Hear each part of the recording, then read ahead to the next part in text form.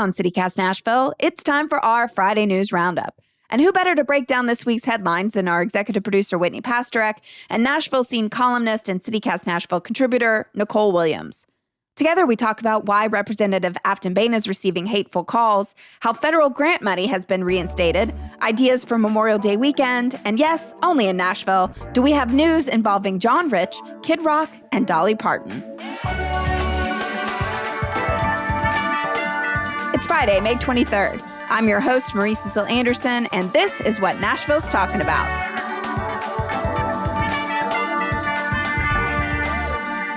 We're heading into a 3-day holiday weekend with Memorial Day on Monday, but the news doesn't stop for long weekends. So let's get into it. Nicole, we had the shortest Metro Council meeting of the term this past Tuesday night.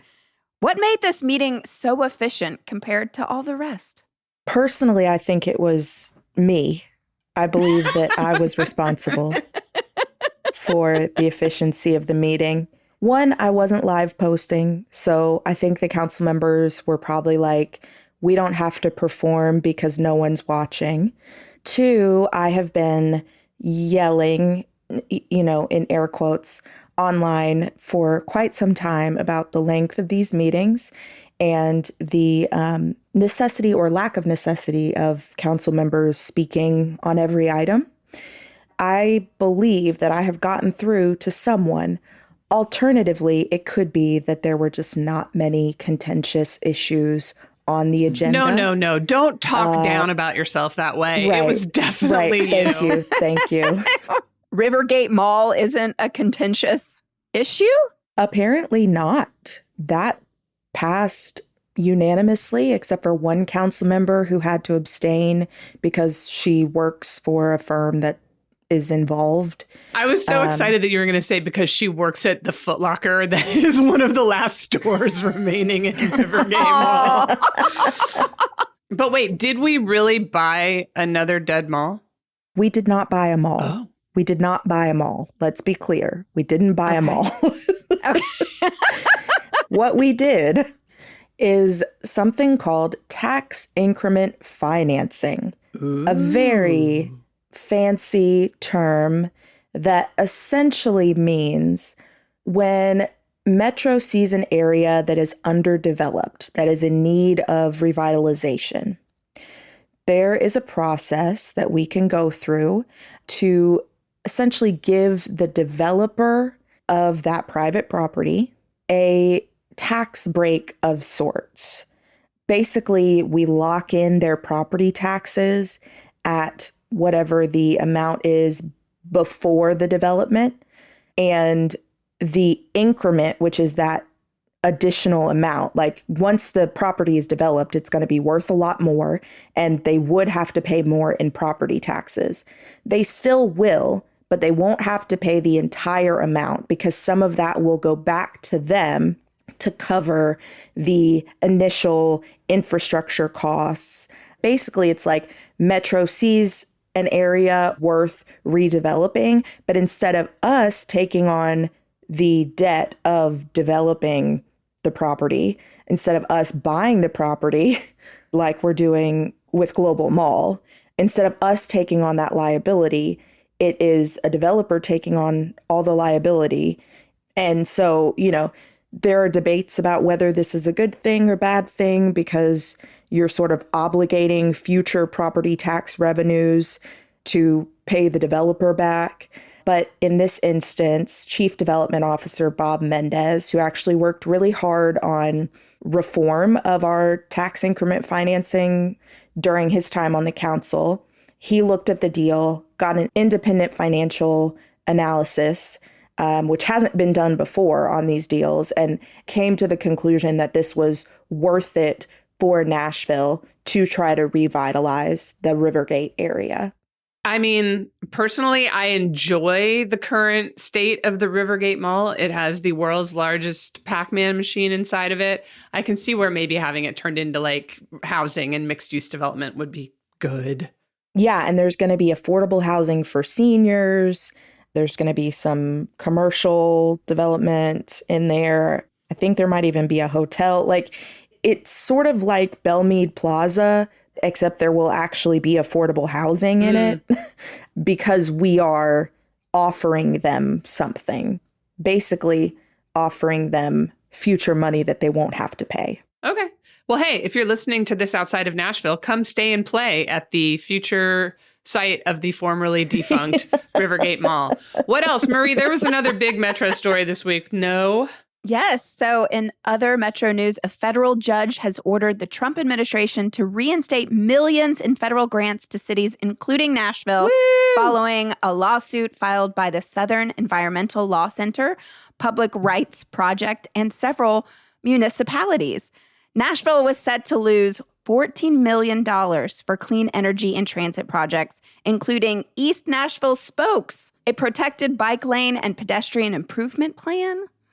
So Nashville is still awaiting a decision in a second lawsuit over separate public health funding cuts. But this seems like somewhat of a win, I would say. Yeah.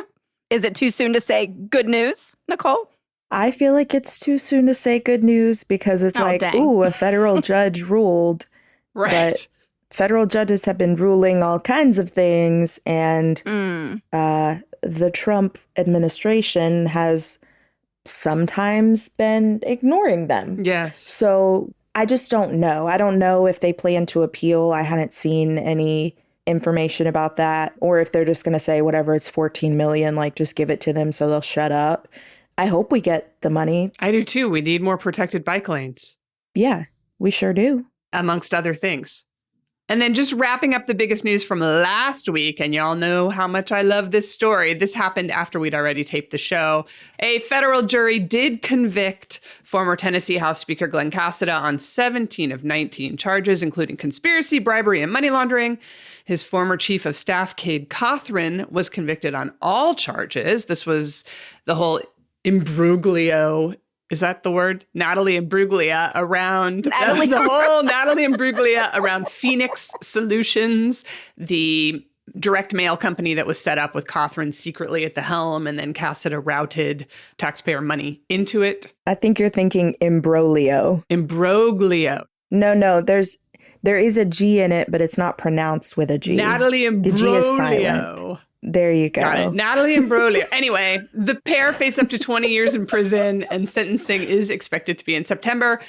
But here's what happened this week. Despite these charges, John Rich, Nashville's own, one half of former country duo Big and Rich, is now calling for Cothran to be pardoned, not Cassada. Oh. Stating that Cothran has been, quote, targeted by Biden's DOJ and persecuted by the FBI.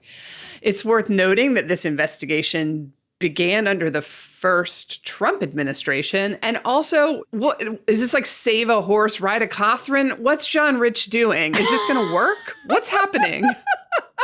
Somebody got pardoned. Oh, Brian Kelsey, former state senator Brian Kelsey got pardoned by Trump. Did John Rich ask for that to happen? I don't know. I'm not familiar with the details of the pardon request, but I don't think it's out of the question to expect that it's a possibility that one or both of these men would be pardoned. Do we think John Rich partied at Party Foul with Cade Cothran at any point? They might be buddies. You never know. I was mostly just looking for you guys to make funny jokes about John Rich. I'm not funny. Yeah, you are. What are you talking about? I'm saving all my material for zanies. Come see Nicole Williams next Monday at New Material Monday. Let's go to a break.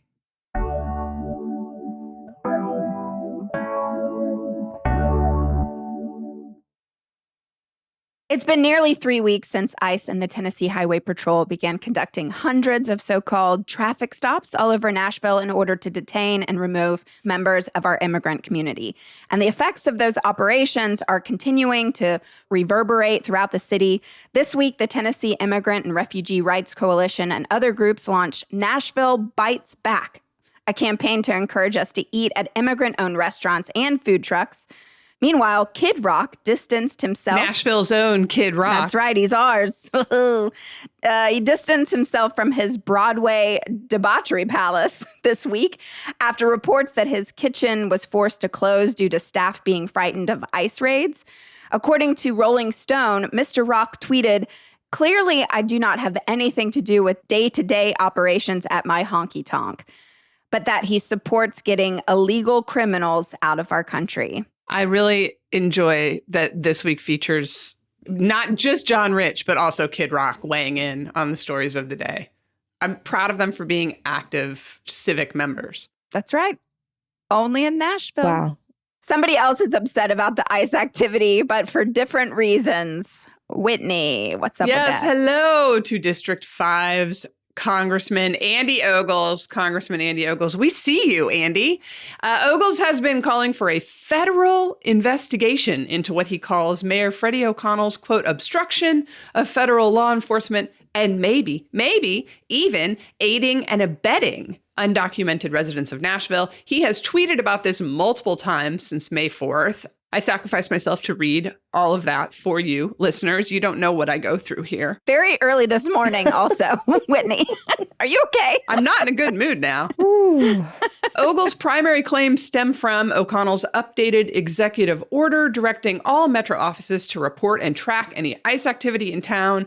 Ogles thinks that's O'Connell calling for law enforcement to be surveilled and distrusted. He's also mad at the Belonging Fund that the city set up alongside the Community Foundation of Middle Tennessee to support immigrant families impacted by ICE activity, and claims this has somehow involved taxpayer funds because Turk has received government grants in the past. Nicole, is there any merit to that? Insofar as anyone donating voluntarily to the Belonging Fund is a taxpayer, but no, the city itself is not routing any money to this fund. That's a lie. They just talk about it. They worked with the Community Foundation to get it up and running, but there's no like taxpayer dollars being funneled. I also love that Ogles is concerned about surveillance. Same. He should be concerned about surveillance. You know, he's recently been under federal investigation for campaign finance fraud and had his cell phone seized by investigators. It's funny that the prosecutors on that seem to have disappeared ever since he filed a bill calling for Trump to get a third term. But I'm sure those two things are not related. But anyway, so this week, he's been going on about this for weeks. This week, Ogles has escalated his rhetoric, and now he's including Councilmember Sandra Sepulveda and State Representative Afton Bain. He's threatening them on Twitter by saying, quote, if you get in the way of deporting criminal illegals, you're the criminal. Stay tuned, he wrote. Stay tuned. Okay. Cliffhanger. He also posted an Instagram story that Representative Bain posted from her car on one of the nights she was out looking for the ICE dragnets. There were lots of people, just civilians driving around, keeping an eye out, trying to warn their neighbors about where this activity was taking place. And Afton went out to be a part of that. So in the video, she and a friend were pulled over in Madison, and they were surrounded by several law enforcement vehicles.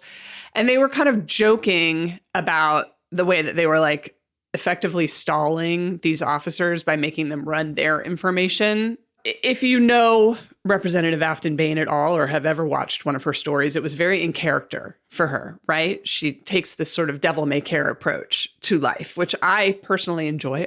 Others may not, including Andy Ogles, who noticed the fact that Afton jokingly called what she and her friend were doing bullying the state troopers. And now he's begun angrily tweeting about that. Wow.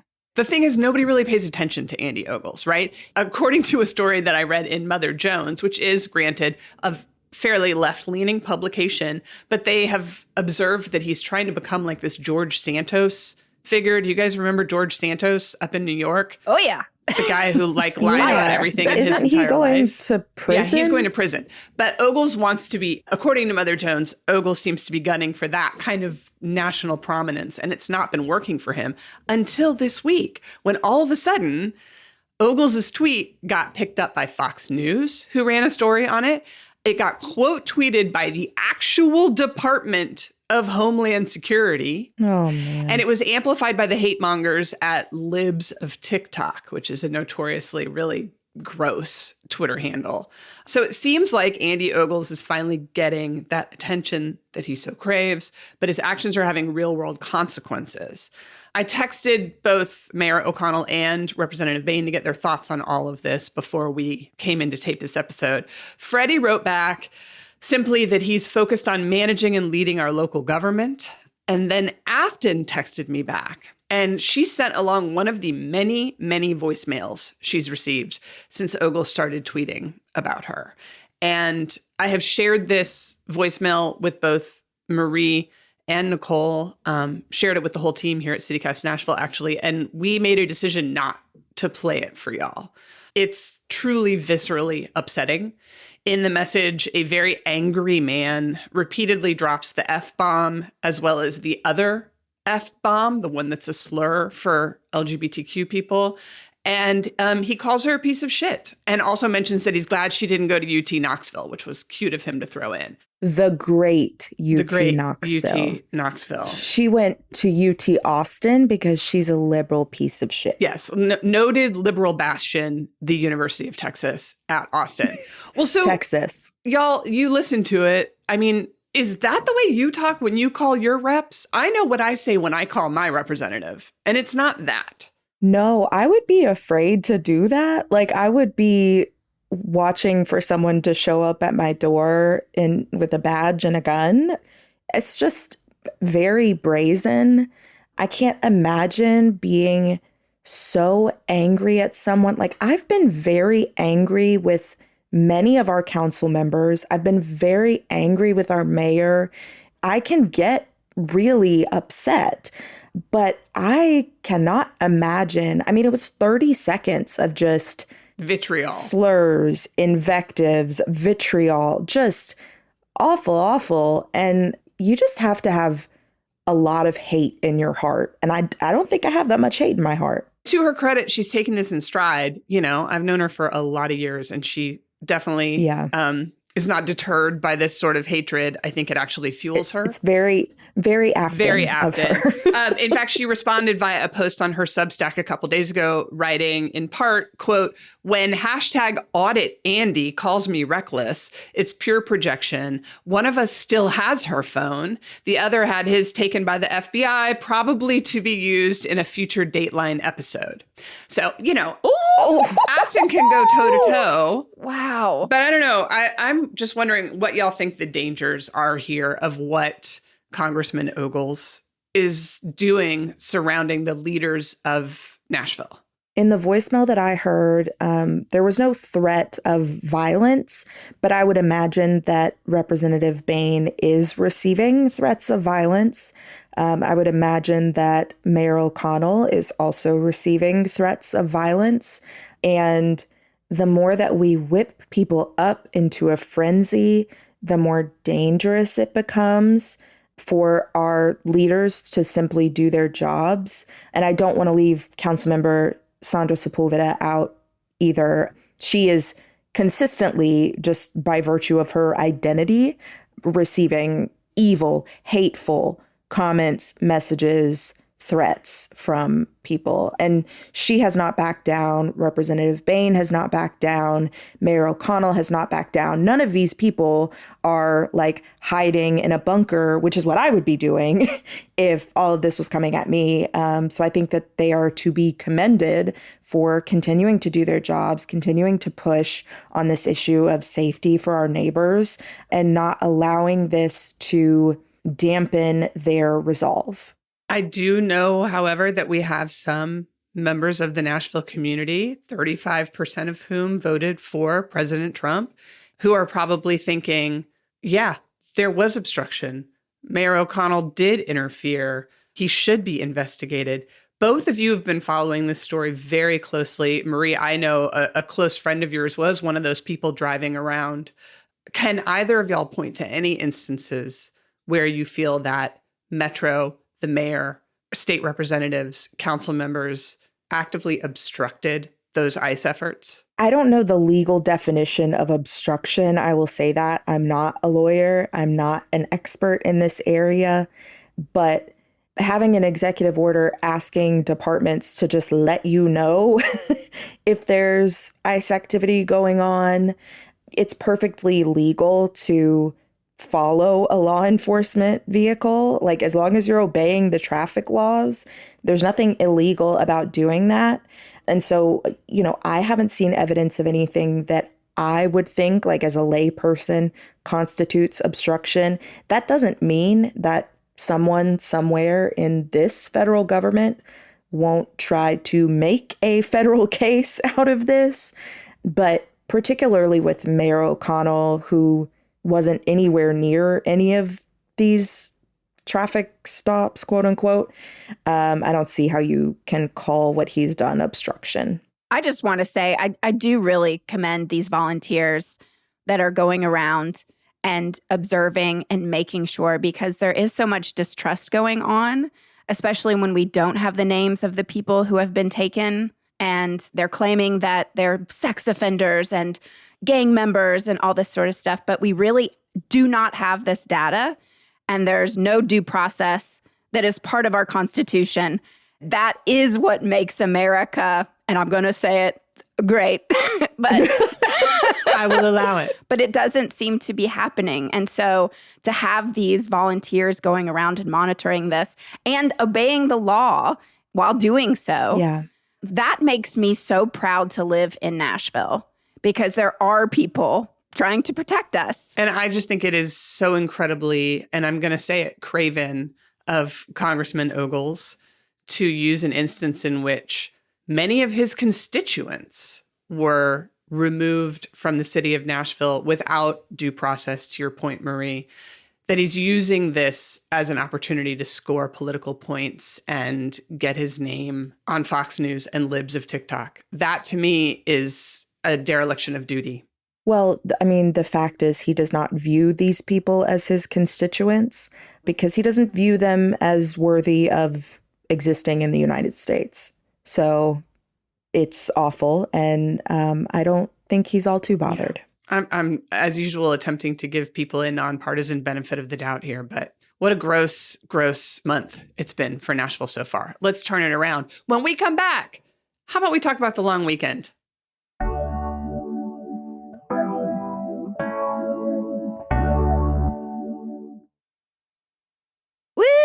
Memorial Day weekend with 3 days off. I mean, for some, maybe not for all. I know I had to work at a restaurant on all the holidays, so I'm grateful to actually have this Monday off. Lots of fun things taking place in Nashville for this weekend. On Memorial Day, one of our favorite places, East Nashville Beer Works, is going to be having a Memorial Day celebration. 12 to 6 o'clock, they are going to have hot dogs, vegan dogs, and brats. Yeah, if I had a kid, that's where I'd go. I don't have a kid. So you're not going to go. Elsewhere in brewery news, Fat Bottom Brewery from 11 to 4 on Memorial Day, they're going to be doing 50% off food and beverage in the tap room for all active and veteran military. A reminder, it is always good just to remind ourselves that Memorial Day is there to honor those who've lost their lives in service to this country. But anyway, there's going to be face painting, live music, all-day happy hour. They're closing at 6 p.m., so go celebrate during the day. Other options, looks like we've got Sounds games Friday through Sunday. Nicole, have you ever been to a Sounds game? I'll give you one guess. That's a no. Nicole, what sport do the Nashville Sounds play? They play baseball. Yay! You can also head out to Musicians Corner in Centennial Park. That's free. Another free thing, Sunday, May 25th, the Ryman Auditorium is having Community Day, which means with your Tennessee state ID, you can get a free tour from 9 to 4 o'clock at the Ryman. Wow. It's not the guided tour. It's you guide yourself throughout, but you can read the plaques and they have interactive, videos and things also for you to watch. But you can pay $10 more for an actual guided tour if you want. But it sounds like they're going to have like food trucks and music, and Hat Show Print Shop's going to be there where you can make your own poster if you want, right there in their PNC Plaza. Okay, that's actually really cool. If you are in the mood to run a 5K for Memorial Day, there's a 5K dash happening at the Adventure Science Center. I personally would not run that one because my only knowledge of the Adventure Science Center is that it is very hill adjacent. Fort Negley is just a giant hill. And I'm guessing I would be asked to run up it at some point, and I don't want to do that. Although probably it's going to rain. Mm-hmm. Nashville severe weather's calling for rainouts Sunday and Monday. Although they're saying nothing severe, just rain. Well, do I have an idea for you to go indoors and celebrate the one, the only Dolly Parton?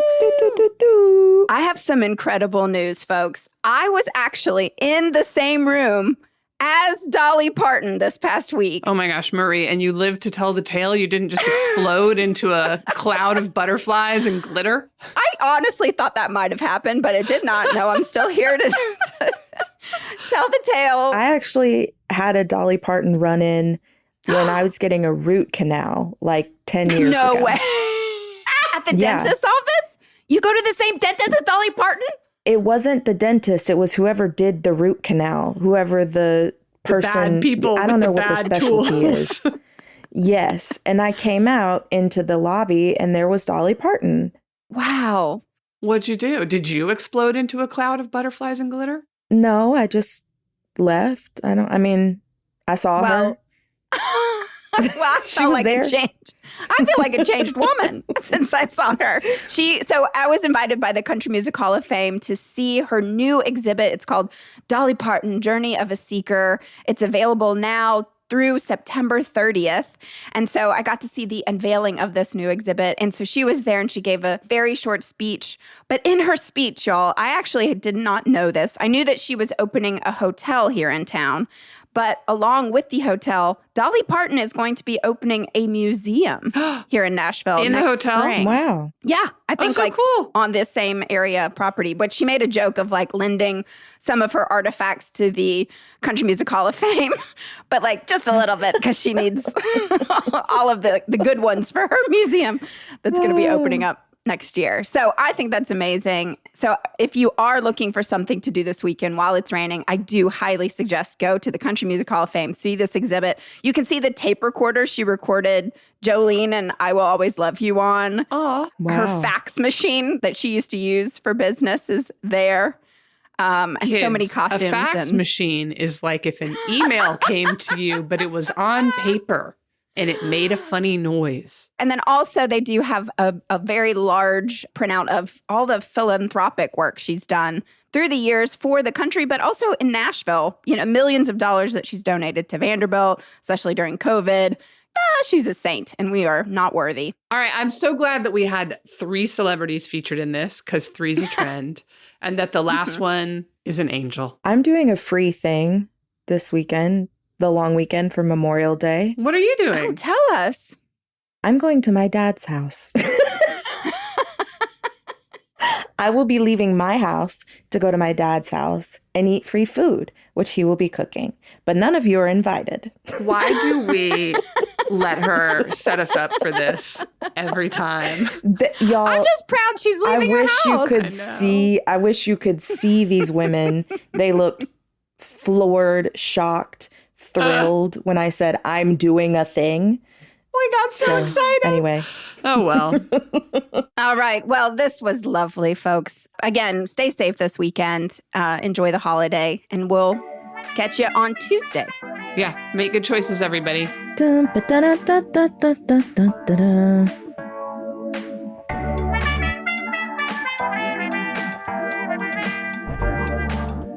That's all for today here on CityCast Nashville. I'm your host, Marie Cecile Anderson.